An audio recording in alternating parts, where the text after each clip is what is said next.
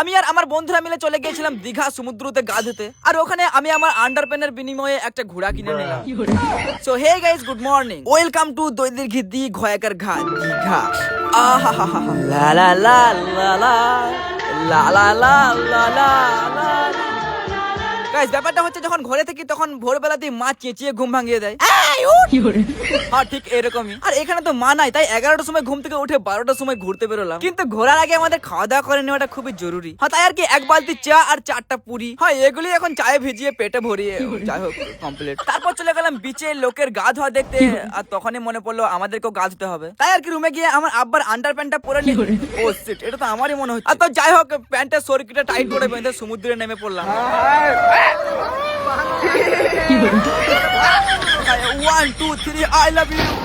আর তখনই কিছু দামি দামি ফ্যান ফলোয়ার এসে বলছিল ছবি না তুললে গা ধুতে দেবে না। হয়তো তাদের সঙ্গে কয়েকটা ছবি টবি তোলার পর আবার আমার ঘোড়া চাপতে ইচ্ছা হলো। তাই আর কি দাদাকে বললাম, দাদা আমার গা ধোয়া হয়ে গেলে আমার প্যান্টটা তোমাকে দিয়ে দেবো, আমাকে একবার চাপতে দেবে ঘোড়ায়।